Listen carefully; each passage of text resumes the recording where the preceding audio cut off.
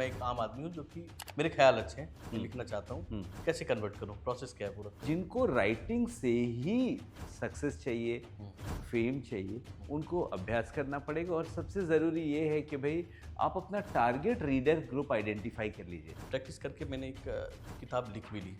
अब उसके बाद क्या प्रोसेस है अगला, अगर मुझे उसको छपवाना है?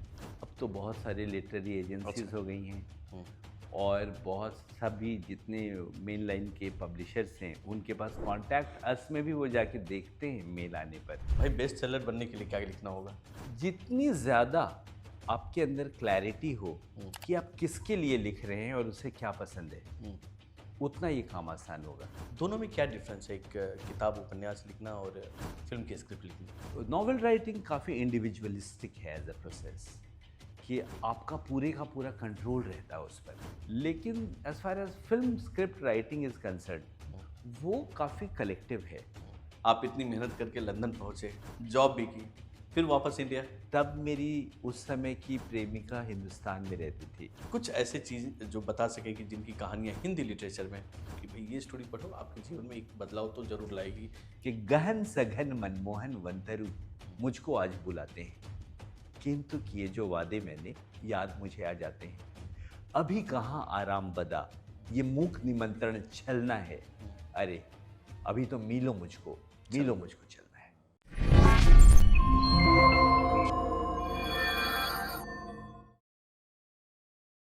नमस्कार दोस्तों, मेरा नाम है प्रकाश भारद्वाज। आज वायरल टॉक्स के इस एपिसोड में एक ऐसे टैलेंट है जो छोटे शहर से निकलते हैं और बड़ी कहानियाँ कहते हैं।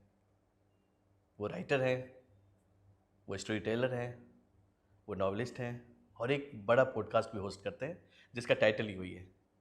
मिलते हैं पंकज दुबे जी से, बाकी कहानी उनसे जानेंगे। कैसे जर्नी शुरुआत हुई, कहाँ कहाँ वो पहुँचे और कहाँ से ये फिर बॉलीवुड में पहुँच गए। पंकज दुबे जी, स्वागत है आपका वायरल टॉक्स में।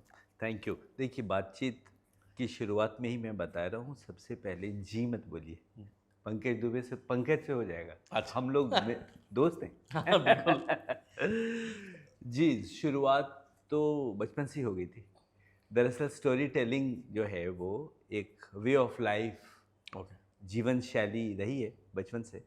तो बचपन से ही बहुत सारे इस तरह की एक्टिविटीज़, चाहे थिएटर हो, क्रिएटिव राइटिंग हो, वाद विवाद प्रतियोगिताएं हों, डिबेट्स हों, पब्लिक स्पीकिंग हो, इन चीज़ों में बड़ा मन लगता था। एक्स्ट्रा करिकुलर एक्टिविटीज़ में बहुत दिलचस्पी थी और स्कूल के समय से ही, और उसमें आगे बढ़ता गया। फिर बाद में चाईबासा जो है वो मेरा बचपन का शहर है, पैदा रांची में हुआ था। फादर मेरे प्रोफेसर थे टाटा कॉलेज चाईबासा में, इंग्लिश के।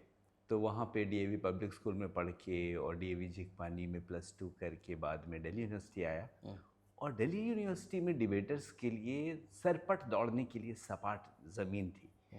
जो ट्रेनिंग वहाँ पे हुई, जो मौके मिले, तो उसने एक नए लेवल पे डिबेटिंग की एबिलिटी को भी और उससे सपने देखने की ताकत को भी बढ़ा पंख दिए। तो इस तरह से मामला चलता रहा। बाद में धीरे धीरे ये रियलाइजेशन और दुनिया को देखने के बाद ये समझ बनी, ये विचार आया कि क्यों ना अपनी एक्स्ट्रा करिकुलर एक्टिविटीज़ को ही, अपने पैशन के एरिया को ही करियर बना लिया जाए। नहीं, लेकिन मैं जब आपके ग्राफ को देखता हूँ तो जी कभी आप लॉ पढ़ाई कर रहे होते हैं, जी जी कभी मीडिया पढ़ाई कर रहे होते जी हैं, जी फिर आप बीबीसी चले जाते हैं, जी। फिर इधर आ जाते हैं, फिर नॉवेल लिखने लगते हैं। मतलब ये कैसे बैलेंस कर रहे हैं, आपकी इधर भी जाना है, उधर भी जाना है, या तो अंदर कुछ छुपा हुआ है जो आप तलाशने की कोशिश कर रहे हैं, एक अंदर एक मन में कि कुछ मुझे मिले, या फिर होता नहीं कि भाई मुझे मिल नहीं रही ये चीज़ें, मैं इसमें बॉलीवुड में भी तलाश रहा हूँ, जर्नलिज्म में भी तलाश रहा हूँ, क्या ढूंढ रहे हैं आप? दरअसल ये देखने का नज़रिया है। हम्म, अगर आप बहुत क्लोजली किसी हाथी को देखेंगे हम्म, और उसका सिर्फ पैर दिखेगा, हम्म, एक और एंगल से सिर्फ पूंछ दिखेगी, तो आइडिया नहीं लगेगा। अगर थोड़ा लॉन्ग शॉट लें, जी। तो मैं जितनी चीज़ें भी कर रहा हूँ या करता रहा हूँ, हम्म, ये सब स्टोरी टेलिंग के ही हिस्से हैं और are parts of story telling. Law भी। लॉ भी, हम्म, मैं तो कहता हूँ लॉ हो, मैनेजमेंट हो, फिल्म मेकिंग हो, राइटिंग हो, it's all about story telling. क्योंकि अब कहानियाँ क्या बताते हैं? कहानियाँ या तो ज़िंदगी से बताते हैं या कल्पनाशीलता से बताते हैं या दोनों के राइट। मिश्रण से बताते हैं।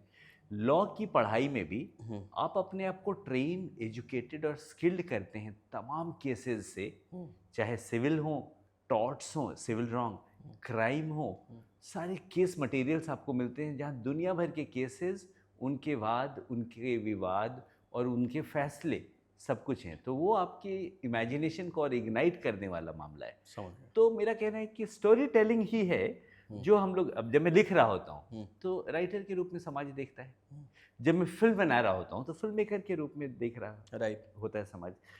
बट प्राइमरीली मैं कर क्या रहा हूँ, my job is to reach out to maximum number of people. मैं अपनी कहानियों को चाहता हूँ मैक्सिमम लोगों तक पहुँचे, फॉर्म कुछ भी हो, चाहे मैं बोलकर आज आपके पॉडकास्ट के माध्यम से आपके लाखों दर्शकों तक अपनी बात पहुँचा रहा हूँ, जी। ये एक फॉर्म है। लिखता हूँ तो वो एक फॉर्म है। नहीं, मेरा सवाल इसलिए था, मेरा सवाल इसलिए नहीं था कि मैं आपके ग्राफ को देख रहा था। मेरा सवाल ये है कि जो जब भी छोटे शहर से लोग आते हैं, उनके सामने ये चैलेंज होता है कि जब वो एक तो ट्रेडिशनल पढ़ाई कर रहे होते हैं, उन्होंने ग्रेजुएशन की या +2 कर रहे होते हैं साइंस से, फिजिक्स से, फिर उनको एक नई दुनिया मिलती है, छोटे शहर से निकलते हैं, दिल्ली आते हैं, दिल्ली में उनको एक नया एक्सपोजर मिलता है, फिर उनको समझ आता है कि मुझे ये करना चाहिए। तब तक वो बेसिक पढ़ाई तो कर ही रहे हैं, फिर उसके बाद उनको एक नई कहानी समझ में आती है। तो ये जो भूल भुलैया वाला चक्कर है कि भाई इसके बाद ये, इसके बाद ये, इसके बाद ये, और जैसे कि हम देखते हैं कि लोग आईआईटी करने के बाद यूपीएससी करने लगते हैं, यूपीएससी करने वाले कुछ और करने लगते हैं। तो ये जो लोग तलाशते कैसे हैं, मतलब एक आम लड़का आज की डेट में, आपने तो काफ़ी लंबी जर्नी की, एक आम लड़का जो कि एक छोटे शहर से निकलता है, चाईबासा से निकलने वाला आज का पंकज, कैसे समझे कि उसके अंदर क्या टैलेंट है? दरअसल आज दुनिया पूरी बदल गई है। हम्म, आज का जो छोटा शहर है, स्मॉल टाउन, हम्म, वो सिर्फ एक ज्योग्राफिकल आइडेंटिटी नहीं है। राइट। आज सोशल मीडिया के आने के बाद हम्म, पूरी दुनिया पर आप नज़र रख सकते हैं कहीं भी रहकर। Right. With the help of internet, social media, सब आपको पता रहता है, आपका लेवल ऑफ एक्सपोजर होता है। आप में अगर कोई पैशन का इलाका है, एरिया है, तो वो बात आप एक्सपेरिमेंट कर सकते हैं अपने शहर में रहते रहते और देख सकते हैं कितनी इंगेजमेंट है, लोगों को कितना मन लग रहा है उसमें, कितनी रिएक्शन आ रही है। उस हिसाब से आपको तय करने में, एक्सपोजर लेने में, अपने आप को एडुकेटेड और स्किल्ड करने में उस विधा में सुविधा मिलने लगी है। तो आज वो है मार्केट का खुलना और ये डेमोक्रेटाइजेशन का होना बहुत अच्छा हो गया सोशल मीडिया के दौर में। तो Right. आज तो दुनिया बदल गई है। दूसरी एक और ज़रूरी बात है, ये दौर जो है ये डाइवर्सिफिकेशन ऑफ ड्रीम्स का है। जब आप सरकारी नौकरी में नहीं जाते हैं तो आप ओपन हैं एक्सपेरिमेंट्स करने के लिए, और बदलते हुए ट्रेंड के हिसाब से अगर आपकी इच्छा है, दिलचस्पी है, तो उधर अपने आप को ढाल कर वो करने में जो करने में उस वक्त मज़ा भी आ रहा है और जो रेवेन्यूदायक भी हो, आप पैसे भी बना सकते हैं। राइट। तो once you are not in a government job, you are free to experiment with change in trend and your passion, area of interest. तो मैं मानता हूँ कि ये डाइवर्सिफिकेशन ऑफ ड्रीम्स का दौर है कि जब आप अपने सपनों में भी वैविध्य रख सकते हैं, विविधता रख सकते हैं। नहीं, लेकिन देखिए, एक तो वो है कि जैसे आपने बोला कि एक सरकारी जॉब आपको में इंटरेस्ट ना रखते हो आप, छोटे शहर के आदमी हैं और कुछ और करना चाहते हैं, लेकिन जब कुछ और करना चाहते हैं तो फिर आती है समस्या स्किल की। जैसे आप राइटर हैं तो आपने उसको तराशा होगा कि भाई मुझे अब लिखना है तो कैसे लिखना है, कहाँ से शुरुआत करेंगे, राइटिंग के लिए क्या क्या स्किल चाहिए। किसी को एक्टर बनना है, किसी को पेंटर बनना है, किसी को अब दूसरे स्किल में, किसी को स्पोर्ट्स पर्सन बनना है। वो स्किल जो तराशने की जगह होती है, वो तो छोटे शहरों में आज की डेट में उपलब्ध नहीं है, आज भी मेरा ऐसा मानना है।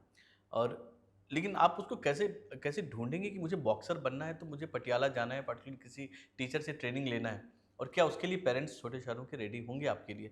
तो एक तो तलाशना कि मेरे अंदर, और उसके बाद हो सकता है बॉक्सर बनने के बाद आपको लग रहा है ये तो मैंने गलत कर लिया, मुझे तो क्रिकेट जाना चाहिए था। होता है जब आप 18-20 के होते हैं, आपके सामने कन्फ्यूजन होता है। तो पहले कि आपको कन्फर्म क्या कर पाएगा कोई बच्चा कि भाई मुझे यही करना है, ये तो मेरा, मुझे यही करना है। जैसे क्रिकेटर की एक एथलीट की पूरा का करियर देखें, एक 18-20 में एक क्रिकेटर बनता है, रणजी खेलते हैं, रणजी के बाद वो नेशनल में आते हैं, 35-36 तक वो रिटायर्ड हो जाते हैं, एक अच्छा करियर है उनका। बट वहीं पे अगर आप दूसरे करियर हम फिल्म में देखें तो 40 के बाद, शायद 35 के बाद करियर शुरू होता है एक राइटर डायरेक्टर का, और 60 में जाके रिटायर्ड होते हैं। अब जो 20 साल का यूथ वाला जो पीरियड है आपका, जब आप यंग होते हैं तब आपने संघर्ष में गुजार दिया। लेकिन अगर आपके अंदर स्किल होता है, आप 20 साल में ही पढ़ाई कर चुके होते हैं, 20 साल में आपको किसी ने बताया कि अच्छा एक्टर बनना है तो एनएसडी चला जाए, तुझे डायरेक्टर बनना है एफटीआई चला जाए, आप ये जो लटकते लटकते एफटीआई पहुंचते हैं। तो आपको लगता है कि छोटे शहरों के बच्चों को कहाँ से वो चीज़ मिलनी चाहिए कि मतलब भाई मुझे यही करना है? मतलब वो पॉइंट कब होता है जब लगता है ये, जैसे आपने बोला कि मुझे राइटिंग करनी है, ये कब आया कि मुझे राइटिंग ही मैं करनी वही है? समझाने हाँ। की कोशिश कर रहा हूँ। दरअसल ये जितने फील्ड्स आप बता रहे हैं, जी। सबका नेचर अलग है, हाँ। जिसको आप ना इतने ब्रॉडली जनरलाइज नहीं कर सकते, हम्म, क्योंकि जिसको आप संघर्ष बोल रहे हैं उस समय उनकी ट्रेनिंग चल रही है। राइट। आप आज डायरेक्ट करने के लिए एक 16 साल वाले को दे देंगे तो हो सकता है वो घोर अपरिपक्व प्रोडक्ट निकाल के लाए, क्योंकि उसने ज़िंदगी देखी नहीं है। हम्म, करोड़ों में एक बच्चा हो सकता है जो 16 में भी कुछ बनाए और ऑस्कर जीत जाए, राइट। लेकिन उसने ज़िंदगी देखी नहीं है, उसका कोई एक्सपोजर नहीं है, उसकी उतनी एजुकेशन नहीं है, समाज की भी, किताबों की भी, फिल्मों की भी। हम्म, तो हर कुछ का नेचर अलग होता है। वो तजुर्बा मिलना चाहिए आपको खाने में। हाँ, और प्लस जो मैंने इस सवाल के पहले वाले सवाल के जवाब Diversity में पे बात डाइवर्सिफिकेशन ऑफ ड्रीम्स की थी, हम्म, कि ऐसा सरकारी नौकरी के लिए होता है कि मुझे ये बनना है। हम्म, अभी आप एक पानी तालाब का नहीं है, हम्म, आप तो बहती नदी हैं, हम्म, आपको प्रवाहित होना है। जब जहाँ जो ट्रेंड है और वर्क कर रहा है, हम्म, तो आप वहाँ करते हैं, चले जाते हैं। People are diversifying. कितने Right. लोग हैं जो ड्रॉप आउट्स हैं और वो बिलियनर्स हैं, हम्म, क्योंकि उन्होंने अपनी फील्ड में एक काम शुरू किया, उसमें अपने आप को इनफॉर्मली एजुकेटेड और ट्रेन कर लिया और वर्क कर गया उनका। राइट। तो छोटे शहर को सिर्फ एक बंद कमरे की तरह नहीं देखा जाए। मेरा आज के क्या, दौर में। बिल्कुल हर जगह हर एक्सपोजर है। अब क्या है, इंटरनेट का टाइम है, सबको मालूम है। जिसमें स्पार्क है वो तो उन चक्करों में अपने खुद के बनाए हुए सिलेबस में फंसता भी नहीं, वो तो बस कर गुजरता है, because he has fire in his belly. वो तो कर गुजरता है। जैसे मैं एक आम आदमी की तरह आपसे अगर सवाल करूं कि भाई मुझे राइटर बनना है और मेरे सामने पंकज दुबे बैठे हैं, मैं जानना चाहता हूं कि भाई आप मुझे ये बताइए कि मैं राइटिंग के मुझे ख्याल तो बहुत आते हाँ हैं, जी। सोचता बहुत हूँ, हम्म, कलम नहीं चलते हैं, हाँ हाँ। शब्दों में कैसे डालूं, मैच्योर राइटिंग कैसे होती है, हम्म, और ऐसी राइटिंग जिसको देख के, जैसे कि आपकी सारी नॉवेल बड़े प्रकाशन ने छापी है, जी बेस्ट सेलर रही है, जी। व्हाट यू लूजर हो या फिर अन्य नॉवेल जो आपके हैं, तो कैसे ये प्रोसेस कैसे करूं? मुझे भी मैं एक आम आदमी हूँ जो कि मेरे ख्याल अच्छे हैं, मैं लिखना चाहता हूँ, कैसे कन्वर्ट करूँ, प्रोसेस क्या है पूरा? दरअसल सबसे पहले मैं ये मानता हूँ कि कोई भी ख्वाब या गोल जो हम लोग बनाते हैं, जी। तो उसके पीछे क्यों ऐसा बना रहे हैं, क्यों ऐसा चाह रहे हैं, वो तय कर लेना ज़रूरी होता है। कि मुझे अगर राइटिंग करनी है या किसी को भी राइटर बनना है, तो क्यों बनना है, उससे वो चाहता क्या है। कई बार क्या होता है, किसी को मशहूरियत पॉप स्टार वाली दिखती है, लेकिन वो पॉप स्टार बन नहीं सकता। उसको लगता है कुछ राइटर्स भी स्टार्स हैं, उनमें ढूंढता है फिर वो। उनमें वो मशहूरियत वो ढूंढ रहा है, और राइटिंग करके, क्योंकि वो आसान उसको चीज़ लग रही है। समझ गया। तो उसका पर्पस क्या है, क्या लिख कर उसको संतोष मिलता है, या उसको मशहूरियत चाहिए, या उसको अपनी कहानियों को दुनिया भर में भेजनी है। What is the purpose? ठीक है। अगर हम लोग एवरेज आउट कर दें कि भाई किसी को लिख के पब्लिश करा के और बाय फेम अंदाज चाहिए। थोड़ी फेम चाहिए, तो सबसे पहले राइटर को क्या करना चाहिए? तो राइटर को राइटिंग करनी चाहिए, लिखना चाहिए। बेहतर लिखने के लिए री राइटिंग करनी चाहिए। और कई आपको दोस्त अपने आसपास मिलेंगे जो कहानियां बहुत अच्छी सुनाते हैं, लेकिन वो राइटर नहीं होते, बिल्कुल नहीं होता। क्योंकि जब वो लिखने बैठते हैं तो हो सकता है गाय पर निबंध भी लिखने में उनको असुविधा हो जाए। बिल्कुल बोलते अच्छा है। बोलते बहुत अच्छा है, वो एकदम मैजिकल मोमेंट तैयार कर देंगे।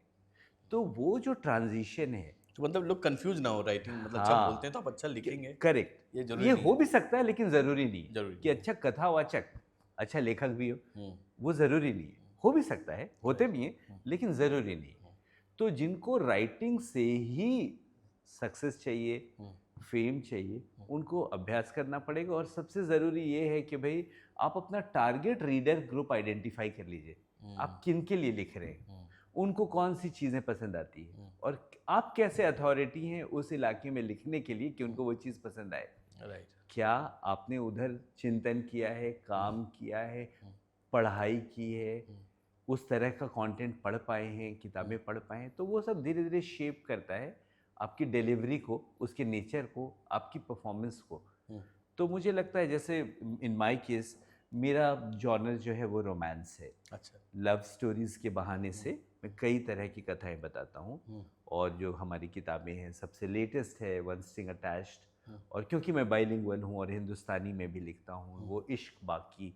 और उसके पहले और भी किताबें हैं, जैसे आपने लूज़र कहीं का, बड़े वाटर लूजर। लूज़र का नाम लिया, इश्कियापा का नाम लिया, to hell with love, love करी एक किताब है, ट्रेंडिंग इन लव एक किताब है।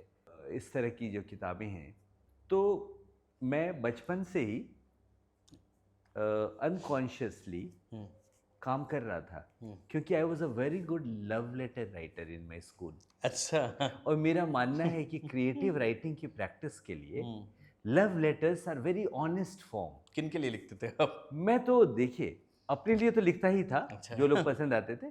मेरे सभी दोस्त मेरे पास आते थे लिखवाने के लिए, अपनी अपनी पसंद की प्रेमिकाओं को, या वन साइडेड जो उनका अफेयर Love चल रहा होता story, था दिल में, उनके लिए लिखवाने के लिए आते थे।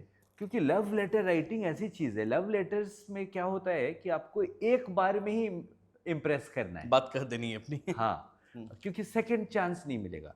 तो मैं हमेशा कहीं भी टॉक्स वगैरह में भी और अपने दोस्तों के बीच भी बोलता हूँ कि the best and the most honest form of creative writing is to write a very impressive love letter. क्योंकि लव लेटर में सेकंड चांस ही नहीं। तो उससे आप अभ्यास में आते हैं, कैसे क्लिफ हैंगर्स बनाते हैं कि भाई कोई पढ़े आपको और अचानक से उलझ जाए कि अरे ये बात है, ये तो नई बात है, या नए कॉन्ट्रास्ट में अच्छा इसका लिखा है। संदर्भ नया है, और वो धीरे धीरे आपकी कहानी की दुनिया में फंसता चला जाता है, डूबता खोता चला जाता है, गोते लगाता चला जाता है, किरदारों से इश्क कर बैठता है और आपकी यात्रा में निकलता है। राइट।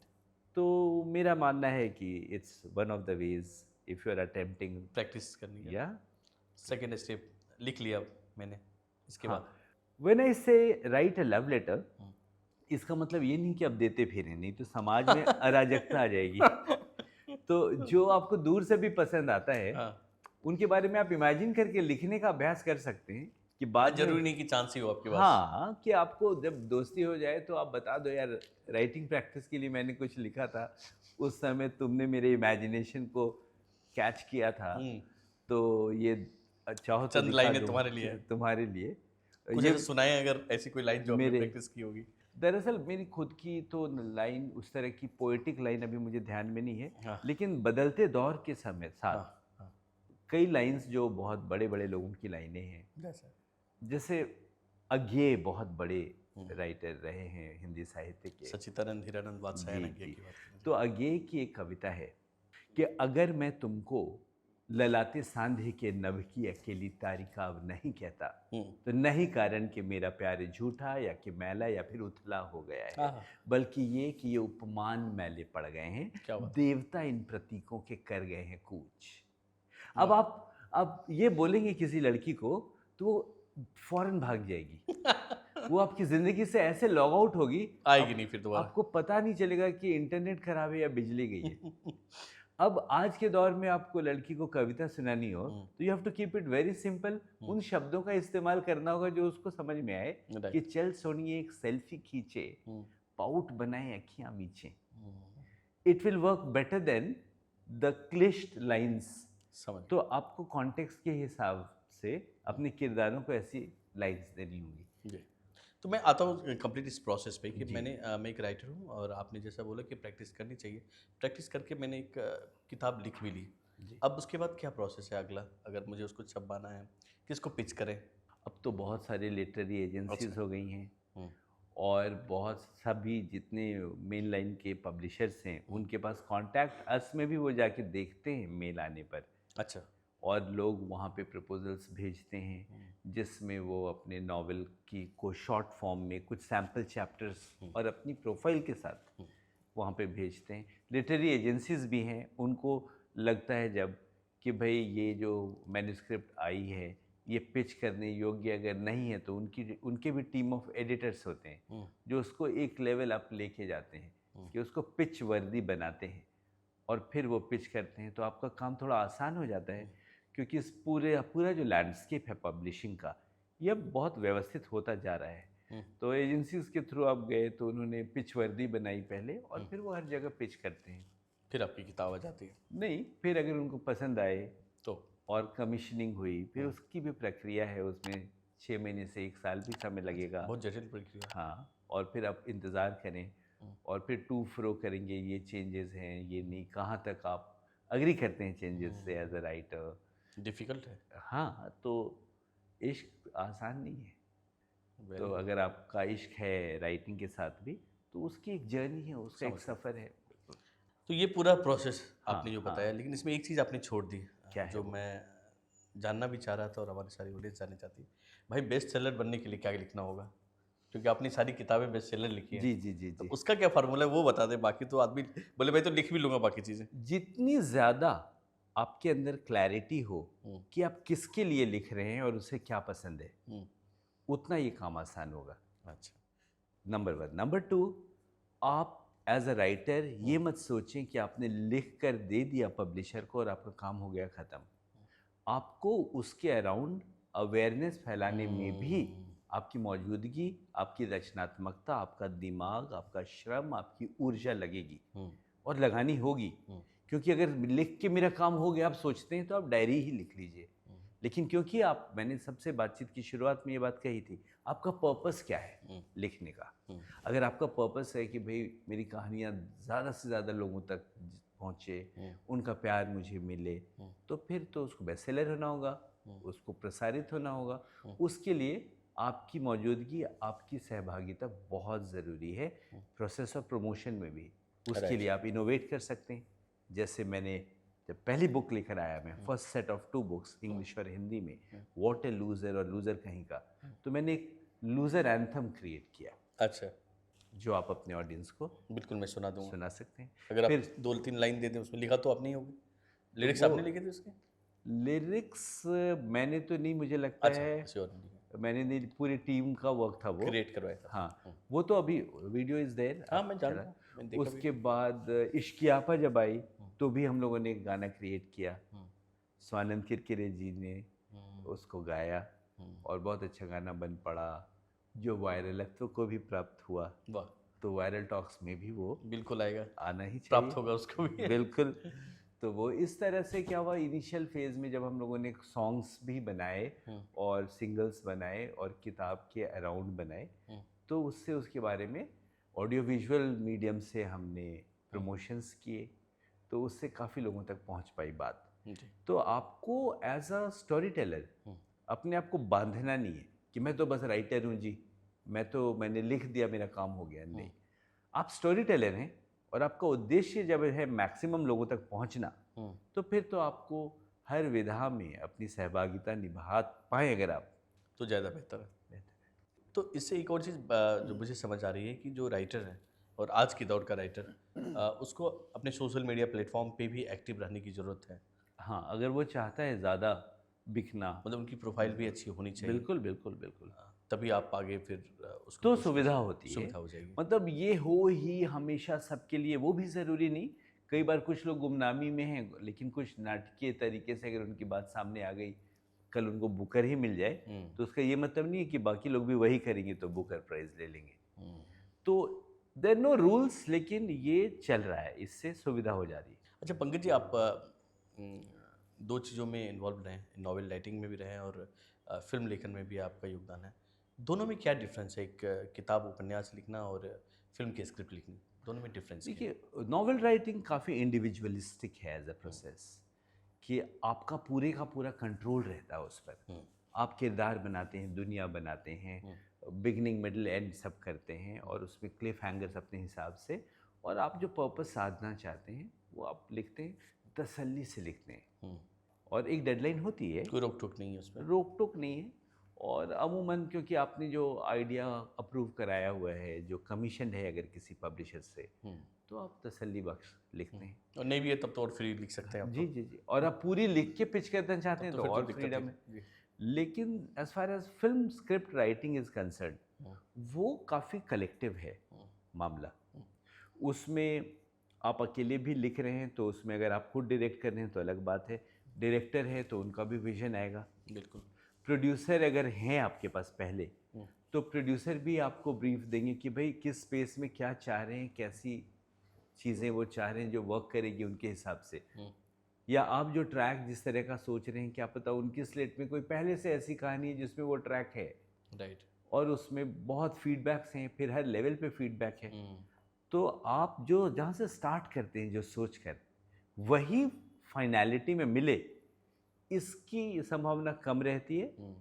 वो बुरी हो जाती है, मैं ये नहीं कह रहा हूँ, समझ वो गया मैं, डिफरेंट हो समझ जाती गया। है। मतलब आप किसके लिए लिख रहे हो ये भी मायने ये रखता है कि मायने किस रखता सेक्टर है। पे वो डायलॉग आने वाले और हैं। फिर आप 90% लिख चुके हैं और उसी स्पेस में उसी तरह की एक फिल्म आ गई, हुँ, प्रोड्यूसर स्टॉप कर देता है। रुक जाएगा कि भाई इसको तो अब बदलोगे, अब आपकी ऊर्जा, आपका समय फिर से लग रहा है कि यार इसको बदलते हैं थोड़ा। राइट। तो ये थोड़ा कलेक्टिव एफर्ट है, इसमें बाजार का दबाव ज़्यादा है, तो इसमें गेन्स भी ज़्यादा हैं। तो पॉपुलैरिटी है थोड़ी। जी जी जी। अच्छा, मुझे एक चीज़ जानना है सारे राइटरों से कि भाई ये जो सारी स्टोरी होती है, जैसे व्हाट ए लूजर हो या 12th फेल, ये कहानियाँ सारी ये यूपीएससी एग्ज़ाम, उसकी तैयारी, इनकी इर्द गिर्द ही ज़्यादातर कहानियाँ क्यों रहती है? देखिए सारी तो नहीं, लेकिन सारी काफ़ी नहीं ज़्यादा, रहती, बिल्कुल काफ़ी ज़्यादा ज़्यादा। होती है और लोग दर पसंद भी करते हैं, ऑब्वियसली पसंद करते हैं तभी लिखा भी जा रहा है। दरअसल इतना आसान भी नहीं है। अच्छा। इसके पीछे बहुत सोशोलॉजिकल, कल्चरल, पॉलिटिकल, फिनेंशियल कई रीजंस हैं। ज़्यादातर लोग जो हिंदी भाषी राज्यों से आते हैं, खासकर दिल्ली विश्वविद्यालय, और मेरा मतलब हिंदी भाषी राज्यों से बिहार, उत्तर प्रदेश, मध्य प्रदेश, राजस्थान, ये जो हमारे काउ बेल्ट वाले राज्य हैं, यहाँ पे काफ़ी प्रचलित एक थॉट है कि करने के लिए 3 ही काम हैं, या तो उनको डीएम बनना है, या सीएम, या फिर पीएम। अच्छा। वहाँ व्याप्त जो सामंतवाद है, सामंतवाद की नई पैकेजिंग के रूप में वो ब्यूरोक्रेसी को देखते हैं कि क्यों उनको पावर चाहिए। वहाँ पे पावर को थोड़ा सा कई हल्के में, इफ नॉट ऑल, थोड़ा मिस इंटरप्रेट भी किया गया है। Power, what I feel, is not all about controlling others but controlling yourself. लेकिन जो सामंतवादी मूल्य हैं हमारे समाज में पहले से, उसमें it's all about controlling others. अब अगर आपके पास पावर नहीं है, ज़मीन नहीं है, पैसे नहीं है, लोग नहीं है, वर्ल्ड ऑर्डर बदल गया है, डेमोक्रेटिक वैल्यूज़ हर जगह आती जा रही हैं, बिल्कुल सही। तो उनको ना ब्यूरोक्रेसी में एक नई पैकेजिंग में थोड़े बहुत सामंतवादी मूल्य दिखते हैं।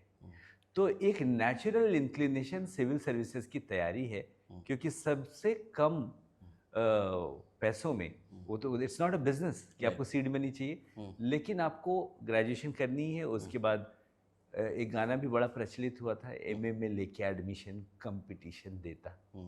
तो मतलब लोग मनोज तिवारी जी का है। हाँ, I think so, one of the eminent Bhojpuri singers. तो व्हाटएवर, अब मेरा कहना है कि सिविल सर्विसेज की तैयारी के लिए जो लोग आते हैं, और उसमें वो बहुत बड़ी तादाद है, बड़ी कम्युनिटी है, बहुत सारे लोगों का होता भी है, बहुत सारे लोगों का नहीं भी होता है, तो वो एक अपने आप में बड़ी कम्युनिटी, एक दुनिया बन गई है।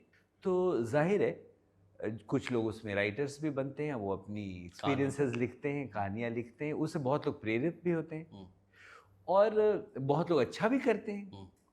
तो जाहिर सी बात है, अभी तो और कहानियाँ होनी चाहिए, मैं तो मानता हूँ कि, और फैक्चुअली भी आप देखेंगे तो व्हाट ए लूज़र 2013 दिसंबर में पब्लिश हुई थी।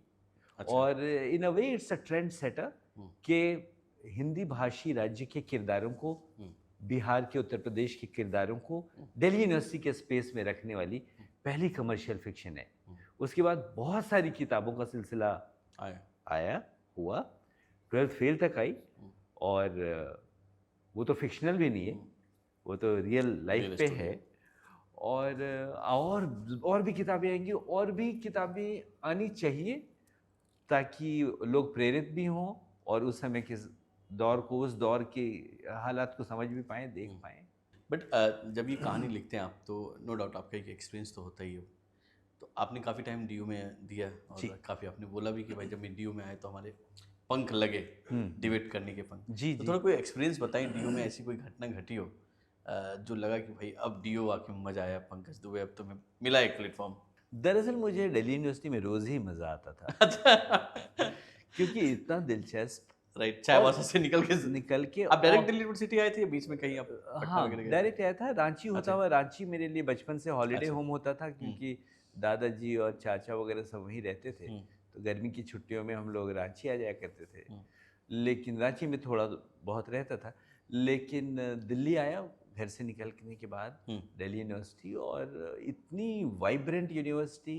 कौन से साल में थे? इतना मौका, ये 95 96 वगैरह की बात, और वहाँ पे इतने मौके, और पूरे देश के लोग, अलग अलग कल्चर के लोग, बहुत कुछ सीखने, समझने, नज़रियों को देखने का, तराशने का मौका, तलाशने का मौका। तो काफ़ी अच्छा रहा। और मेरे लिए तो जीवन शैली में ही ये खुशी थी कि एक्सपोजर लेवल बढ़ रहा है, लोगों से मिल रहा हूँ, मौके मिल रहे हैं, वाद विवाद प्रतियोगिताएं हो रही हैं। पहले साल तो लगातार हारता ही रहा और सीखता ही अच्छा। रहा। पहले साल मुझे नहीं याद है मैं किसी भी डिबेट में जीता होऊंगा, और जबकि मैं तो स्टार डिबेटर था अपने स्कूल अपने के तौर स्कूल। पे, लेकिन हर हार से सीखता गया। बट वहाँ सारे स्टार ही पहुँचे थे। बिल्कुल। और फिर जब सिलसिला शुरू हुआ तो Right. जीतने भी लगा। तो बहुत अच्छा रहा। तो कोई एक ऐसी बात तो नहीं है, कई सारी बातें हैं। और डीयू का बहुत बड़ा कंट्रीब्यूशन है। नहीं, बट जैसे फिल्मों में हम देखते हैं ना, खासकर जब आप नॉवेल लिखते हैं और या फिल्म में ही, तो एक पॉइंट आता है जहाँ पे भाई यहाँ से इसके लाइफ में फिर सिनेमा यहाँ से हाँ, बदल जाएगी। तो वो तो एक्चुअली आप मैं एक सिनेमा के रूप में ही जाता रियल लाइफ में ऐसा नहीं होता। तो मुश्किल होता है जब आप बैठ के पूरी ज़िंदगी को और या उस समय तक की ज़िंदगी को कैप्सुलेट करते हो और तब एक घटना दुर्घटना याद करते हो कि इसके बाद ये हो गया। तो उस तरह का तो मैं नहीं सोच पा रहा हूँ अभी। वो लगातार रवानगी में चीज़ें चल रही थी, Right. फ्लो में, नहीं, नदी जैसे के एक पानी की एग्जांपल देता तरह। हूँ कि आपको कि मैं भी दिल्ली आया और पता नहीं क्या करना है दिल्ली में, कुछ काम तो समझ नहीं आ रहा है। और एकाएक कोई एक आदमी मिले जिन्होंने एक उस समय नए नए कुछ एप्पल मशीन लेके आए थे, वो जापान उपान से, मेरे दोस्त सर्कल में, और एडिटिंग मशीन। तो मुझे लगा ये बहुत कुछ अलग चीज़ लग रही है। और फिर मैं 2-3 महीने उनके साथ ही रहा अपने रूम को छोड़ के, और सीख ली एडिटिंग उनके साथ रह के। और लगा कि ये करना था, मतलब होता है ना प्लस 2 के बाद अभी तक कुछ समझ नहीं आ रहा था ग्रेजुएशन में करना क्या है। नॉर्मल फिजिक्स पढ़ाई चल रही थी जो नॉर्मल बच्चे करते हैं, बट वहाँ से लगा कि नहीं, अब मुझे इस फील्ड में जाना चाहिए। फिर मैंने वहाँ से फिर से ग्रेजुएशन की, फिर मास कॉम किया, तो समझ में आ गया, यहाँ से नहीं, टर्न आ गया। मेरी एक वैचारिक स्पष्टता बचपन से थी जी। कि मुझे मैक्सिमम लोगों का प्यार पाना है और मुझे नहीं, आप इतने मशहूरियत प्यारे ऐसे ही आपको तो और मुझे मशहूरियत बहुत पसंद है। चाहिए। अब उसका रास्ता क्या हो, ये वक्त, दौर, अनुभव, ये सारी चीज़ें सिखाती समझाती रही। लेकिन मुझे बड़ा वो था, मुझे किक मिलती थी कि ज़्यादा से ज़्यादा लोग मुझे अच्छी वजहों से जाने, तो वो मुझे अच्छा लगता आप है। बहाव वाले आदमी थे कि जो मिला उसमें एंजॉय करते रहे। हाँ हाँ, बिल्कुल। तो मैं, मेरे लिए हैप्पीनेस जो है वो वे ऑफ लाइफ है, समझ। जीवन शैली है। ऐसा नहीं कि मैं 2029 में मुस्कुराऊंगा एक बार जब ये हो जाएगा। मेरे अंदर हैप्पीनेस है। खुशमिजाजी है। जी जी जी। तो ये कहाँ फिर आपने जब डीयू में आपने पढ़ाई की, फिर उसके बाद क्या यूपीएससी की तैयारी की आपने? जी, तो दिल्ली यूनिवर्सिटी में आप जिन लोगों के साथ घिरे होते हैं, हाँ। वो दो वही तरह के होते हैं। Those who are preparing for IAS और those who are preparing to prepare for IAS. तो दो कैटेगरी में। और लोगों की पहचान उनके नाम से कम उनके द्वारा लिए गए ऑप्शनल सब्जेक्ट से ज़्यादा है। अच्छा। कि भाई वो एंथ्रोपोलॉजी और ज्योग्राफी वाले हैं, वो पब्लिक एडमिनिस्ट्रेशन वाले हैं, वो हिस्ट्री वाले हैं, और फिर धीरे धीरे उनके नाम तक आप जाते हैं। तो माहौल वो था। तो मेरे मन में भी वो विचार आया था ग्रेजुएशन के दौरान, और मैंने सोचा कि हाँ क्यों नहीं। और फिर मैं लॉ फैक्ट में आ गया, लॉ फैकल्टी में, कैंपस लॉ सेंटर में, क्योंकि डिबेट्स करता था तो ज़िंदगी में एक मजबूत विकल्प के तौर पर मुझे लॉ दिखा कि भाई एक प्रोफेशनल डिग्री ले लो। तो मैं लॉ फैक्ट में आ गया। फिर जब माइंड में ये बात आई कि क्यों ना सिविल सर्विसेज की तैयारी की जाए, राइट। तो फिर सब विषय क्या होंगे। उन दिनों दो विषय रखने का सिस्टम था। तो एक तो लॉ, एक ऑब्वियस चॉइस, और एक हिंदी साहित्य की तरफ मेरा मन गया। अच्छा। और डिबेटिंग में मेरे गुरुदेव थे डॉक्टर विकास देवीकीर्ति जी। अच्छा, ये अभी जो टीचर हैं। जी। जी जी। तो मैं उनके पीछे पड़ा। उन दिनों वो ऑलरेडी सिविल सर्विसेज उन्होंने क्वालिफाई कर ली थी और बेहतर रैंक की तैयारी में लगे थे। तो मैं उनके पीछे पड़ गया कि भैया क्यों नहीं आप ही पढ़ाते हैं। उसमें पढ़ाते नहीं थे वो? उस समय पढ़ाते नहीं थे, वो खुद तैयारी? मतलब सिविल सर्विसेज की कोचिंग के तौर पे नहीं पढ़ाते थे। अच्छा। और फिर मैं उनके पीछे पड़ा और हम लोगों ने और दोस्त जमा किए और उनको मोटिवेट, उनको एक कैरियर दिया कि आप नहीं, पढ़े। करियर तो उनको हम लोग क्या देंगे, वो तो मतलब अपने गुरुदेव हैं। कुछ कर रहे थे उसमें, वो क्या करते थे उसमें? नहीं, वो एमफिल में थे, एमफिल पीएचडी के बीच थे डीयू में? डीयू में। और सिविल सर्विसेज क्वालिफाई कर चुके थे। अच्छा। और मुझे लगता है तब वो क्लासेस भी डीयू में कुछ लेते थे। इंटरव्यू वगैरह फाइनल कर लिया था? बिल्कुल बिल्कुल। वो बेहतर रैंक के लिए तैयारी में लगे थे। अच्छा, उनको चाहिए था कुछ और। जी जी जी, और डिबेटिंग सीनियर थे, हम्म, तो as a friend guide and philosopher, तो फिर उनसे हम लोगों ने रिक्वेस्ट किया, उनके पीछे पड़ गए। हम्म, तो फिर उन्होंने बोला चलो मैं हिंदी साहित्य की क्लासेस लेता हूँ, और वहाँ से उनका हम्म, ये वाला पार्ट भी शुरू हुआ। हम्म। तो इट वाज फैंटास्टिक। तो लेकिन थोड़ा उस उनके बारे में दौरान बताइए, तो क्योंकि आपने काफ़ी टाइम बिताया उनके साथ में, जी जी, और काफ़ी लोग जानना चाहेंगे उनके बारे में कि क्या तजुर्बा था, किस तरह के व्यक्ति थे उन दिनों में। अब तो खैर वो पूरा भारत जानता है। दरअसल वो तभी ऐसे ही थे। अच्छा। वो बहुत ज़्यादा सरल हम्म, और उतने ही गंभीर हम्म, विचारों में, सोच में, हम्म, और बहुत एक्सेसिबल, हम्म। और बहुत मृदुभाषी। अच्छा।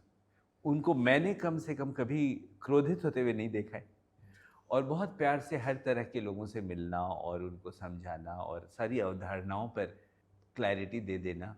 वो शुरू बहुत से बड़ी बात सब कुछ जो अभी है वैसे ही थे। अब क्या है कि दुनिया और उनके बीच सोशल मीडिया ने बहुत अच्छा सेतु का काम किया है, और अब उनके लेसन्स, उनकी बातें पूरी दुनिया तक पहुंच रही हैं। है।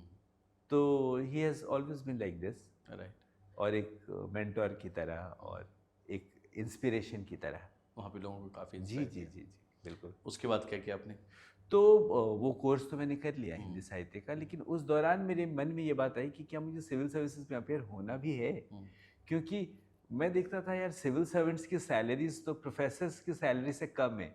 अच्छा, ये सब सोच चल रही थी दिमाग में। जी जी जी। पावर आप नहीं सोच रहे थे। नहीं नहीं नहीं, मुझे तो मशहूर होना था, और हाँ। पैसे भी सही तरीकों से अच्छे कमाने थे। Right. I wanted to be rich and famous. समझ गया। तो वो मुझे लगा यार, सिविल सर्विसेज करके, हम्म, और मैं करप्ट होना नहीं चाहता था, हम्म, क्योंकि वहाँ बहुत पैसे चाहिए तो आपको करप्ट होना होगा। हम्म, An honest civil servant hmm. will not get into the category of a very rich guy and a very समझ। famous guy. हम्म, कुछ उदाहरण होते हैं। हम्म, तो फिर मुझे लगा नहीं उसमें, अच्छा ये तो तब जब आपका आप क्वालिफाई कर जाए, हम्म। उसमें भी वो गारंटी तो है नहीं ना, आप कि तो होना ही लगे हुए आपका। हैं, और 30 वर्ष की आयु तक लगे हुए हैं। हम्म, और फिर काफ़ी हार्ट स्टॉर्मिंग के बाद मुझे लगा कि what is that I actually want. Hmm, I want to reach out to maximum people. Hmm, मैं ज़्यादा से ज़्यादा लोगों तक अपनी कहानियाँ सुनाना चाहता हूँ। तो mass communication is an area where I should get into. और वहाँ से विचार आया क्यों ना उस पर कोर्स की जाए। And I got through masters in applied communications, Coventry university England में, और मैं यूके चला गया। और वो करते करते मेरा बीबीसी लंदन में सिलेक्शन हो गया एज अ वही लंदन ब्रॉडकास्टर। में ही थे आप? लंदन में ही था। अच्छा। वहाँ as a broadcaster, news gatherer, hmm, जो मौके मिले मैंने निभाए। वह एक आध और चैनल में किया, फिर लौट के आया तो थोड़े दिन चैनल 7 में था, हम्म। आज तक में था। पंकज दुबे जी, एक बात बताइए, आदमी लंदन जाना चाहता है, आप इतनी मेहनत करके लंदन पहुंचे, जॉब भी की, फिर वापस इंडिया? दरअसल तब मैंने शाहरुख खान की देख ली थी स्वदेश, अच्छा। और मेरे मन में भी एक ख्याल आया क्यों ना मैं भी चल के बल्ब बल्ब जलाऊं, हम्म, और मैं आ गया। और दूसरी बात इसके लिए सपोर्ट में बात थी कि तब मेरी उस समय की प्रेमिका हिंदुस्तान में रहती थी।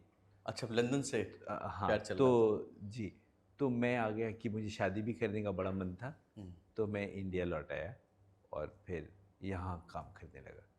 हो पाई शादी? हाँ बिल्कुल बिल्कुल। अच्छा। हाँ जी, जो शादी अब अभी मेरी कंटिन्यू बीवी। कभी जो भाई हाँ, है। मुझे लगा उस समय की प्रेमिका, लगता है कि अब। नहीं नहीं, जिनसे शादी हुई उनका ही जिक्र कर रहा हूँ। राइट। जी जी। इंडिया की कहाँ शुरुआत की आपने, इंडिया में मतलब? मैं चैनल 7 में आया पहले। अच्छा। पहले तो जब यूके से लौट के आया तमाम चैनलों में ढूंढता था, और मैं टाई वाई लगा के वहाँ पे घूमता रहता था। अच्छा। और लोग बहुत जज करते थे दिल्ली में कि अच्छा लंदन से आए हो, अच्छा बीबीसी में किया है, क्या आता है क्या नहीं आता, वहाँ क्या काम होता है, बहुत सारी चीज़ें होती थी। राइट। और बमुश्किल मुझे उस समय नया चैनल आने वाला था, दैनिक जागरण ग्रुप का था वो, चैनल 7। अच्छा। वहाँ काम मिला। तो वहाँ डेस्क नाम, पे? तो वहाँ डेस्क पे मिला आउटपुट में। और वहाँ मैंने कोई लगभग 1 साल से भी कम, 7-8 महीने ही मैंने वहाँ काम किया। और उसके बाद मैं आज तक चला गया। तो आज तक मैं वहाँ कुछ वक्त रहा, 1 साल करीब। लेकिन इतने में ही मेरा मन भर गया। मोह भंग हो गया, और मुझे लगा कि क्यों ना मैं फिक्शन की तरफ मूव करूं। क्योंकि कई चीज़ें ऐसी होती थी जो फिक्शन ही थी, और मुझे लगा कि क्यों ना मैं फिक्शन को फिक्शन कह के फिक्शन करूं, रियल फिक्शन उसको में। मैं न्यूज़ कह के फिक्शन ना करूं। तो क्यों ना मैं तो फिक्शन ही कर लूं यही कह के। और उसके बाद मैंने फिल्म फेस्टिवल्स क्यूरेट करने शुरू किए दिल्ली में।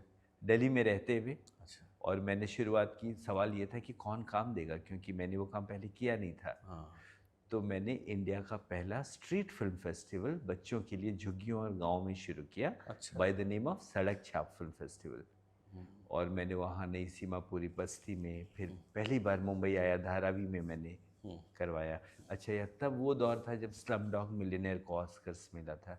तो उसमें जो बच्ची थी रुबीना अली, उसको रीच आउट किया धारावी में, उसके पापा को रीच आउट किया, उनको लेके आया चीफ गेस्ट बना के। थोड़ी बहुत मीडिया कवरेज भी आई। फिर बैंगलोर गया, चेन्नई गया, रांची गया, पटना गया, कई जगह करते करते मुझे youth icon award for social entrepreneurship मिल गया 2010 में। वहाँ chief guest doctor APJ Kalam थे, पूर्व राष्ट्रपति। कौन सा प्रोग्राम था ये कार्यक्रम वहाँ पे हुआ अच्छा, था सोशल बेंगलुरु में? एंटरप्रेन्योर्स को, नहीं ये था कलबुर्गी, कलबुर्गी। गुलबर्ग में, वहाँ पे। और उसके बाद फिर कॉरपोरेट्स आने लगे। तो प्रवासी टुडे एक पत्रिका हाउस ऑफ लॉर्ड्स लंदन में लॉन्च हुई थी। अच्छा। उसमें कुछ समय मैं रेसिडेंट एडिटर के तौर पे भी था। तो उन लोगों ने प्रवासी फिल्म फेस्टिवल की शुरुआत की थी, वो क्यूरेट किया मैंने। I was festival director with that. उसमें 36 देशों के फिल्मकारों ने भाग लिया, NRI फिल्म मेकर्स ने, मीरा नायर वगैरह आई, और इंडिया हैबिटेट सेंटर दिल्ली में हुआ। उसके बाद फिर मेरे कुछ दोस्त जो तब दैनिक जागरण में थे, अब भी हैं, काम करते हैं, तो वो लोग भी आए थे वहाँ, और बातचीत हुई, और उससे ये निकल के आया कि क्यों न जागरण फिल्म फेस्टिवल की शुरुआत की जाए। अच्छा, वहाँ से शुरुआत वहाँ हुई। से शुरुआत हुई। तो आई वॉज देयर कंसल्टेंट। तो 2010 और 11 में मैंने वो ट्रैवलिंग फिल्म फेस्टिवल जागरण के साथ भी किया। तो 3 सालों में हुआ ये कि कोई 50 फेस्टिवल्स हो गए।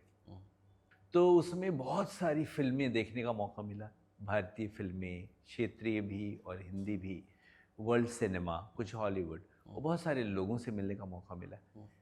तो अब ये तय हो गया कि मैं मुंबई आ सकता हूँ फिक्शन प्रैक्टिस के लिए, क्योंकि पहले मैं मुंबई में बहुत लोगों को दूर से जानता था, मुझे तो कोई नहीं जानता था। फिर 2012 की जनवरी में यहाँ आया, और फिर यहाँ फिल्म इंडस्ट्री में स्टोरी टेलिंग प्रैक्टिसिंग शुरू की, और 1-2 फिल्म प्रोजेक्ट्स नॉवेल पर तब काम तक आ किया। चुकी थी आपकी? बिल्कुल नहीं, नहीं आई थी। मैं आया सबसे पहले मैंने यहाँ घनचक्कर नाम का एक प्रोजेक्ट था, एक फिल्म बनी थी घनचक्कर, राजकुमार गुप्ता उसके डायरेक्टर थे, डिज्नी UTV की फिल्म थी।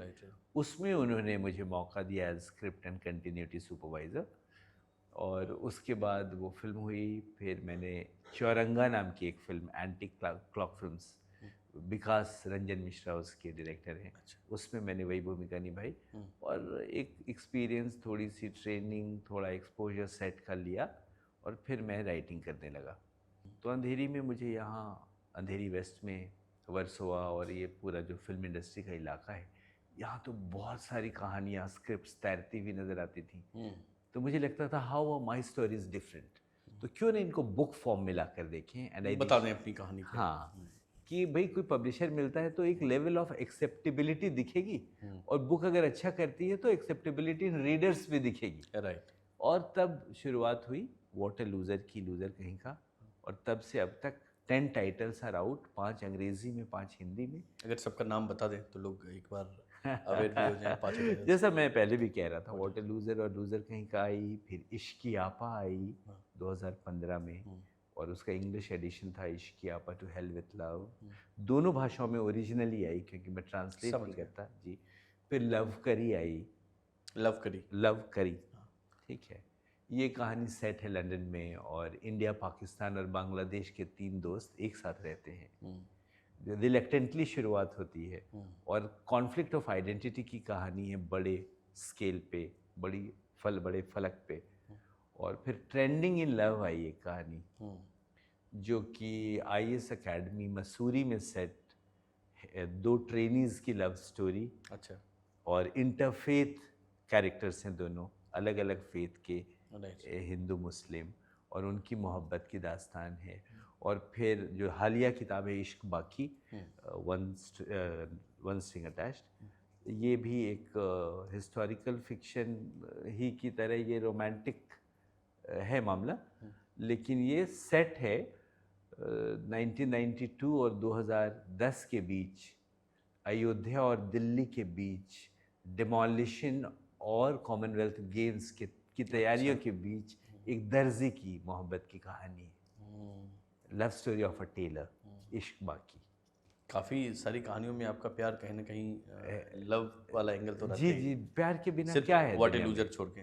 नहीं, उसमें भी बहुत प्रेम है। अच्छा, आप पढ़िए, बहुत भी प्रेम प्रेम है है। उसमें। मुझे लगता है प्रेम के बिना क्या है दुनिया में? हम्म, चाहे आपको अपने सपनों से प्रेम हो, अपने पेरेंट्स से हो, ऑपोजिट सेक्स से हो, किसी पैशन से हो। अरे समझ गया। लंदन, मुंबई, दिल्ली, 3 जगह आप रहे। चाईबासा रांची मत छोड़िए। चाईबासा रांची इसलिए छोड़ रहा हूँ कि मैं उसको ना कंपेयर नहीं करना चाहता इन जी तीनों जी शहरों जी। के साथ में, और क्योंकि वो लंदन से पहले एक छोटा शहर इंग्लैंड का कॉवेंट्री, अच्छा वेस्ट कौन वेस्ट मिडलैंड्स में, जहाँ मास्टर्स की पढ़ाई की थी। हम्म, तो दोनों देशों के छोटे शहरों का अनुभव लिया, और फिर लंदन और मुंबई तो है ही। क्या डिफरेंस है तीनों शहर में? हर जगह हर शहर अलग होता है, अच्छा, हर शहर का तेवर अलग होता है। आपने ये भी तो नहीं दिया हर शहर का प्यार अलग होता है, मुझे हाँ, लगा। ये प्यार तो आप में है, अच्छा। आप जितना देंगे उतना मिलेगा। हम्म, और मुझे लगता है अमूमन समाज में ज़्यादा लोग बड़े अच्छे हैं। हम्म, और मुझे ना, जो इश्कियापा का थीम भी है, hmm, I love to be in love with the process of love. जब आप प्रेम में होते हैं तो आप बेटर इंसान बनने की कोशिश में भी होते हैं। एक्ट कर रहे होते हैं। नहीं, आप उस स्टेट ऑफ माइंड में हैं। अच्छा।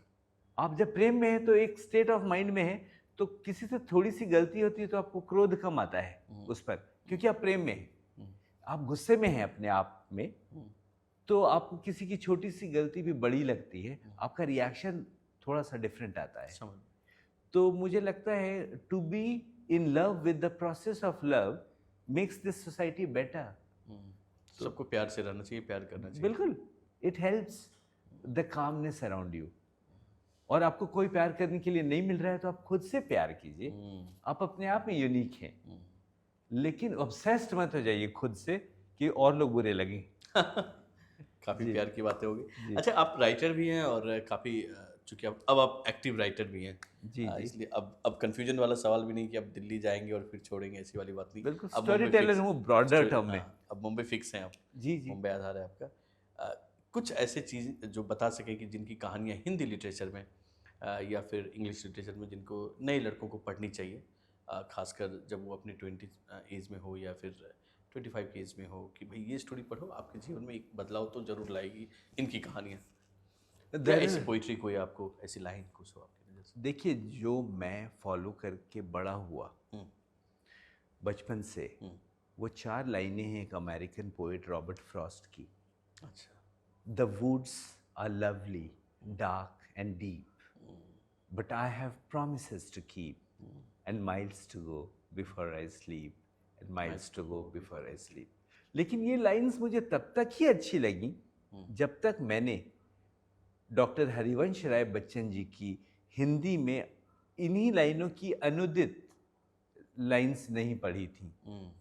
और उन्हें पढ़कर मुझे लगा कि इट्स नॉट अ ट्रांसलेशन, ये पूरी आत्मा को अपने हिसाब से नई शक्ल में ही नहीं, नई आत्मा डाल दी उन्होंने। और वो लाइनें कुछ ऐसी हैं कि गहन सघन मनमोहन वंतरु मुझको आज बुलाते हैं, किंतु किए जो वादे मैंने याद मुझे आ जाते हैं। अभी कहाँ आराम बदा, ये मूक निमंत्रण छलना है, अरे अभी तो मीलों मुझको चलना है। तो अपनी मातृभाषा में जब वो बात आई और उसका संदर्भ जिस प्रभाव से आया, माइंड ब्लोइंग है, माइंड ब्लोइंग। तो इन लाइनों ने मुझे हमेशा अपने सपनों को चेज करने की प्रेरणा दी, नहीं थकने और लगातार ऊर्जा में बने रहने की प्रेरणा दी, और उस स्टेट ऑफ माइंड में रखा। और मैं बहुत ज़्यादा किताबों के नाम अपने यंग राइटर्स या एस्पायरिंग स्टोरी टेलर्स को इसलिए बता के उनका सिलेबस नहीं बढ़ाता, सब ढूंढ लेते हैं अपनी पसंद की किताब और कंटेंट। नए राइटर्स को आप देखते हैं जो नए लिख रहे हैं लोग, नई नई जो कहानियाँ, उनमें से कोई पसंदीदा जो आज के डेट में लिख रहे हैं? असल में मैं बहुत ज़्यादा पढ़ता नहीं हूँ, नए हो या पुराने हो। अच्छा। बचपन में ही एक बहाना मिला था जो बाद में तार्किक बना, कि बहुत आप पढ़ेंगे तो आपकी खुद की मौलिकता प्रभावित हो जाएगी। तो मैं पढ़ता ही रहूँगा तो लिखूँगा कब?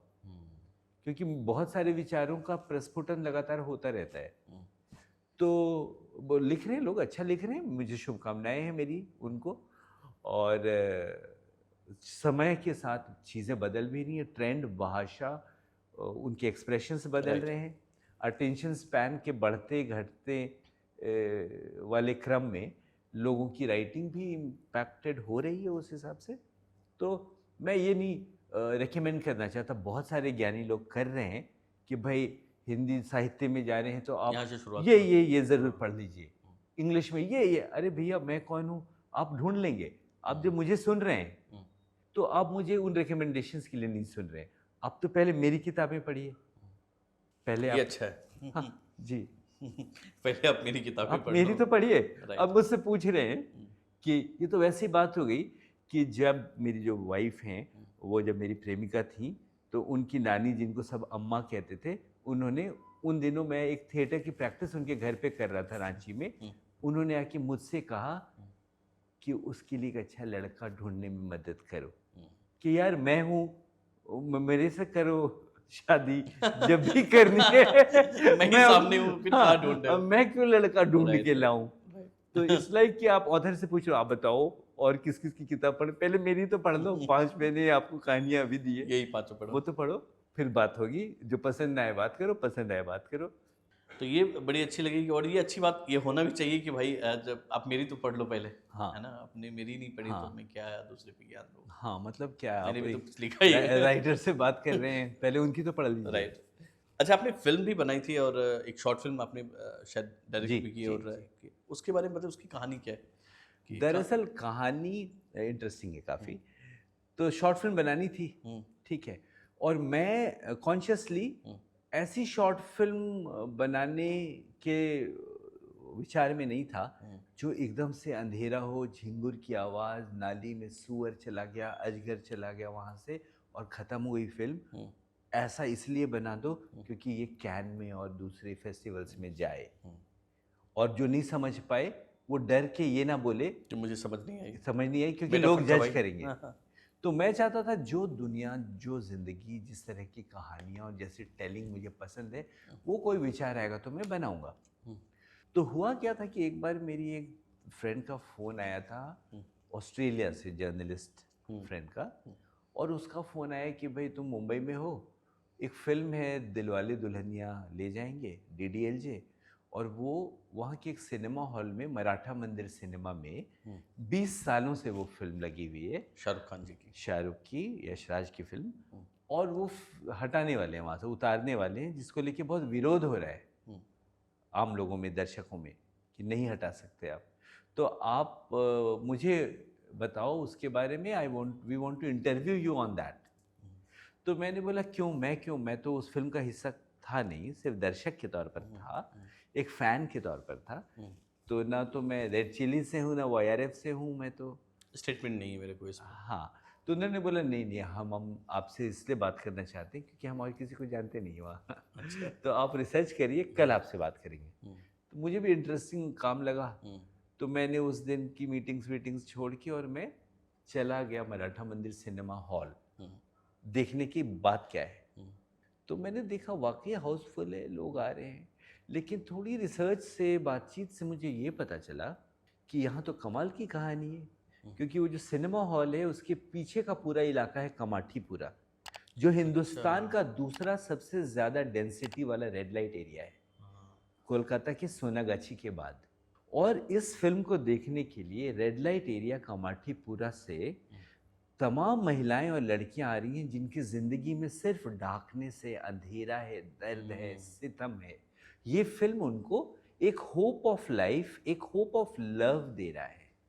वो आती हैं मेकअप करके, तैयार होकर, जो पहले लड़कियां आ रही थी वो माँ बन के अब आ रही हैं, फिर नानी बन के आ रही हैं, 3-3 पीढ़ियां आ रही हैं, और आकर वो दिलवाले दुल्हनिया ले जाएंगे देखते हैं। आज भी वहाँ 15 रुपये टिकट है, उसमें वो पॉपकॉर्न लेके और शाहरुख खान की लव स्टोरी में भूल जाते हैं अपनी ज़िंदगी के दर्द को, और वो वहाँ फिल्म देखते हैं, शोज़ देखते हैं। लोग बार बार आते हैं, वो बार बार आती हैं। तो मुझे लगा ये तो कमाल का मामला है, कमाल की कहानी है। It's about social impact of a cult popular film Dilwale Dulhania ले जाएंगे। तो क्यों ना इस पे मैं शॉर्ट फिल्म बनाऊं। इसमें कैनवास है, इसमें शाहरुख खान भी हैं, यशराज भी हैं, और उनका जो बनाया हुआ ये काम है, इसका सोशल इम्पैक्ट है, ये लोगों को होप दे रहा है लाइफ के लिए और लव के लिए। वहाँ से ये कहानी थॉट आया और फिर वो कहानी लिखी गई, उसको फिर डायरेक्ट करने की बात हुई। और मैं ये नहीं चाहता था कि पैसों की कमी से फिल्म इसलिए रुके। बुरी बनी है क्योंकि पैसे कम थे, ये नहीं हो, क्योंकि मुझे इंडस्ट्री ने तो बोला नहीं था कि भाई हमारा काम नहीं चल रहा है, आप आ जाइए। ना डॉक्टर ने प्रिस्क्राइब किया था कि आप फिल्म इंडस्ट्री जाइए, नहीं तो बीमारियां हो जाएंगी। समझ गया। तो मैंने आकर और हम लोगों ने यहाँ पे कुछ योजनाएं बनाई। और मेरा एक ग्रुप है दोस्तों का, लॉ फैकल्टी के दिनों के दोस्तों का, दिल्ली। उस व्हाट्सएप ग्रुप है, उसका नाम है फ्रेंड्स फॉरएवर। वहाँ सारे मेरे प्रैक्टिसिंग लॉयर फ्रेंड्स हैं maximum, and they are doing really well. तो वहाँ पे बातचीत चर्चाएं चलती थी। वहाँ मैंने ये आग्रह किया कि इसको क्राउड फंडिंग तो नहीं बोलेंगे, फ्रेंड्स की फंडिंग से बोलते हैं। इसको एक फिल्म बनाना चाहता हूँ, शॉर्ट फिल्म, और आप लोगों की दिलचस्पी हो योगदान करें तो योगदान करें। आपको बदले में को प्रोड्यूसर की क्रेडिट मिलेगी, फिल्म कहीं ट्रैवल करती है तो आप आधिकारिक रूप से रिप्रेजेंट करें। तो उन लोगों को भी मज़ा आया क्योंकि उनके लिए कुछ नया आपस था। में प्यार है, कुछ नया है, और सब बहुत अच्छी सॉलिडारिटी है सबके बीच में, और सब ने मिल के सहयोग किया, सारे दोस्तों ने। और ये मामला बना। और फिर I reached out to Sarika ji, national award winning actress Sarika ji, Swanand Kirkire वो भी हैं इसमें एज एन एक्टर, और भी कुछ लोगों को जोड़ के, और धीरे धीरे धीरे टीम बनी और ये फिल्म बनी, जो कि फिल्म फेयर के फाइनल में भी थी, कैन में भी इसकी स्क्रीनिंग हुई, वैंकूवर वाले फेस्टिवल में बेस्ट डेब्यूटेंट डायरेक्टर का अवार्ड एक हुआ। तो मिला जुला के ये माहौल अच्छा बन गया। और ये डिज्नी हॉटस्टार पे थी, आजकल जियो हॉटस्टार है, तो जो चाहे देख सकते हैं। शाहरुख खान तक बात पहुंची? होपफुली लेकिन दिल से निकलती है तो दिलों तक चली ही जाती है। तो पहुंच चुकी ये story behind the short story, short fiction बहुत ही ज़्यादा इफेक्टिव है कि सिनेमा का सोसाइटी पे क्या इम्पैक्ट है। जी बिल्कुल, पॉपुलर सिनेमा का सोशल इम्पैक्ट और कैसे वो बदलती है किसी के जीवन में, जिनके मतलब जीवन में इतना अंधेरा, और वो मॉर्निंग शो में आते होंगे। हाँ, एक ही शो सुबह का ही। उसके बाद क्या हुआ, ये जो आंदोलन चल रहा था वहाँ, सड़क जाम कर रहे थे, तो YRF ने और वो सिनेमा हॉल जो है उनके ट्रस्ट ने सबने मिलके फैसला लिया कि एक शो जारी रखेंगे मॉर्निंग, और वो बदस्तूर जारी अभी भी। हाँ, ये तो पूरी कहानी फिल्म की बड़ी अच्छी लगी मुझे। मतलब पूरे पॉडकास्ट में अगर बोले तो मेरा पसंदीदा पार्ट है कि इम्पैक्ट है सिनेमा का, और आपकी नज़रों ने उन चीज़ों को देखा जी, और उसको सिनेमा के रूप में लेकर आए। और बहुत ही मैं बोलूँगा कि बेस्ट काम है आपका। और जो जिन लोगों ने नहीं देखा है तो डिज्नी हॉटस्टार पे, क्या नाम है अगर पूरी फिल्म का नाम? मराठा मंदिर सिनेमा। अच्छा, मराठा मंदिर सिनेमा, ठीक है। अब आते हैं कि आपने ना बीच बीच में कैरेक्टर अपना बदलते रहते हैं, और जैसे कि अब जैसे लॉ सीखा, फिर मीडिया में चले गए, मीडिया में फिर लंदन से फिर जर्नलिज्म, फिर आप आगे स्टोरी टेलिंग में। अभी आप एक नया काम देख रहा हूँ जो आप पॉडकास्ट करते हैं। इसकी शुरुआत कहाँ से हुई, कहाँ से आया कि भाई अब पॉडकास्ट करता हूँ, अब मुझे इस रूप में कहानी कहनी है? हाँ, दरअसल बदलते दौर और ट्रेंड के हिसाब से स्टोरी टेलर अपनी स्टोरी टेलिंग का माध्यम अलग अलग जो है वो एक्सपेरिमेंट करता ही रहता है। पॉडकास्ट में तो सुनना भी पड़ रहा है थोड़ा स्टोरी आप। बिल्कुल और मुझे सुनना भी बहुत वो भी पसंद तजुर्बा है, और उससे भी बहुत सीखने को मिलता है। और ये मेरा पहला पॉडकास्ट नहीं, इससे पहले मैंने अमेज़ॉन ऑडिबल के लिए ओल्ड स्कूल रोमांस नाम से एक पॉडकास्ट किया है, जो कि आप सुन सकते हैं वहाँ पे ऑडिबल में। इसकी योजना आई क्योंकि मैं हमेशा से स्मॉल टाउन्स की पावर और डायनामिज्म का बहुत बड़ा फ़ैन रहा हूँ, और मैं खुद ही स्मॉल टाउनर हूँ। और सारी बड़ी से बड़ी कहानियाँ, all big stories come from small towns. तो मुझे लगा क्यों ना स्मॉल टाउन्स बिग स्टोरीज नाम से एक पॉडकास्ट की शुरुआत हो। और जब मैं स्मॉल टाउन्स कहता हूँ तो ये सिर्फ एक भौगोलिक परिचय नहीं है, जियोग्राफिकल आइडेंटिटी नहीं है, ये कॉन्फ्लिक्ट्स की कहानी है, ये संघर्ष की कहानी है। और उसमें मैंने कुछ अपने पैरामीटर्स रखे कि ये सिर्फ संघर्ष से नहीं होगा, उन कहानियों का दिलचस्प होना भी ज़रूरी है, ताकि बात समझ में आए लोगों को और मज़ा आए। ज़िंदगी का फ़लसफ़ा है कि बस मज़ा आना चाहिए। खुश रहो। हाँ, और आप इंटरेस्टिंग Enjoy तरीके से कीजिए। चीज़ें एंजॉय कीजिए, नहीं तो चीज़ें बोझ हो जाएंगी। हम्म, तो बहुत बढ़िया फिनोमिनल रिस्पॉन्स है। हम्म, और आई एम श्योर अब मैं आपके पॉडकास्ट पे हूँ, हम्म, तो आपकी जो कम्युनिटी ऑफ ऑडियंस है हम्म, उनसे भी मैं गुजारिश करूँगा कि भाई आप वायरल टॉक्स तो सुन ही रहे हैं, ज़रूर सुनते रहें, देखते रहें। हम्म, आप स्मॉल टाउन्स बिग स्टोरीज पर भी आएँ। जी बिल्कुल। अब आपके पास 2 घर हैं, हम्म, तो अगर आपका घर है वायरल टॉक्स, तो आप स्मॉल टाउन्स बिग स्टोरीज को अपना फार्म हाउस माने, अपना वीकेंड होम माने और उधर भी आइए। क्या है तजुर्बा, मतलब कोई ऐसे गेस्ट कुछ एक्सपीरियंस शेयर करना चाहे स्मॉल टाउन बिग स्टोरी की भाई? दरअसल हम क्योंकि एक लोग नई शुरुआत थी, एक नई नई चीज़ आप करने, ऑडियो के मीडियम से आपने कहा था अमेजोन पे, लेकिन वीडियो माध्यम से आप फर्स्ट टाइम मुझे लगता है कि वीडियो में आ भी रहे हो, जी, जिसमें आप जी, अपनी बात जी। कह रहे हैं। तो कुछ एक एक्सपीरियंस शेयर करें लोगों से। दरअसल हम लोग तो श्योर रहते हैं किन लोगों को बुलाना है, हाँ। और तभी श्योर हो पाते हैं जब वो अच्छे स्टोरी टेलर्स होते हैं, जब उनकी हम्म, कहानियाँ इंटरेस्टिंग होती हैं। हम्म, तो सभी एपिसोड्स कुछ ना कुछ नया सिखा कर जाने वाले एपिसोड्स हैं। हम्म, चाहे फैसल मलिक का हो, हम्म, चाहे राजेश कुमार का हो, दिव्या दत्ता का हो, या कई नई नई विधाओं के लोग जो आते रहे हैं, कुछ स्टार्टअप्स के लोग, right. Intimacy coach, sex educator, तमाम लोग, कुछ ना कुछ सीखने चाहे एक्टर्स हों, पोएट्स हों, डायरेक्टर्स हों, फिल्म इंडस्ट्री के भी लोग को। और बाहर के भी लोग। तो मैं इतना ज़्यादा इंस्पायर्ड हो रहा हूँ इन सभी लोगों से कि अगली किताब मैं चाहता हूँ नॉन फिक्शन स्पेस में लिखूँ, अच्छा। और जिसका प्रोटैगनिस्ट हो स्मॉल टाउनर्स। हम्म, स्मॉल टाउनर्स और स्मॉल टाउन्स जो हैं वो अपने आप में प्रोटैगनिस्ट हो, वहीं के इर्द गिर्द कहानियाँ हो कुछ कहानी हो। वो अभी पक ही रहा है, विचार में ही हूँ, लेकिन कुछ स्मॉल टाउन्स के अराउंड नॉन फिक्शन लिखने का विचार आया है मन में। शुभकामनाएं हमारी तरफ से आपके थैंक उस यू। विचार को। और थैंक यू सो मच कि आप शो में आए और इतनी सारी बातें बताई। मुझे थैंक यू लगता है फॉर कि द लोगों को इनवाइट। बिल्कुल, जो नए लोग हैं जो आना चाहते हैं राइटिंग में और जो कुछ करना चाहते हैं लाइफ में, खासकर स्मॉल टाउन जो कि आपका एक है ना हमेशा टारगेट रहा है। और नो डाउट स्मॉल टाउन की जब आपने बात की तो अच्छी बात की कि मैं उस कॉन्फ्लिक्ट की बात कर रहा हूँ कि मुंबई में रहने वाला आदमी अगर वो थाने से अंधेरी का सफ़र कर रहा है तो वो भी एक जर्नी है। जैनी वो आप बोल रहे थे इंटरेस्टिंग कोई एपिसोड बताने, आपने थाने का जिक्र किया, हाँ, तो मुझे फिल्म मेकर अमित राय जी याद आए, हाँ। जिन्होंने अभी अभी ओ फिल्म माय गॉड बनाई 2 थी बनी ओ थी। माई गॉड 2। जी। पहले भी रोड टू संगम उन्होंने बनाई है, अभी ओ माई डॉग बना रहे हैं। हुँ, और अमित राय उल्लासनगर में बड़े हुए, हुँ, और उल्लासनगर से लोकल में ट्रैवल करके जो मुंबई आने की उनकी यात्रा रही बचपन राइट। से अभी तक, और उस लोकल ने उनको जितना कुछ सिखाया है, हुँ, तो अब मैं ढूंढने जाऊं कि नहीं वो स्मॉल टाउन ही वो है। बिल्कुल है। There many urban villages. बिल्कुल, अर्बन तो विलेजेस वो हैं। संघर्ष की कहानी है, जी, यात्रा है, और आज वो एक सार्थक फिल्मकार हैं जो इंस्पायर कर रहे हैं पूरे बिल्कुल, देश में, बिल्कुल पूरी सही। दुनिया में लोगों को। तो मुझे उम्मीद है कि लोग आपको सुन रहे होंगे और जब सुनेंगे तो इंस्पायर्ड भी होंगे। और जैसे कि आपने बोला कि पॉडकास्ट भी आपका ज़रूर देखें। इनफैक्ट मैं बोलना चाहूंगा कि अगर आप इंस्पायर्ड नहीं हो रहे तो प्लीज मेल कीजिए, मैं दूसरे एपिसोड में फिर आऊंगा। तो बहुत ही प्यारे अपने पंकज दुबे जी हैं और जैसे चेहरा इनका मुस्कुराहट से भरा थैंक यू। रहता है, इनका इनका व्यक्तित्व भी वैसा ही है। Thank you so much. मिलते हैं नेक्स्ट एपिसोड में। Thank you, I love you all.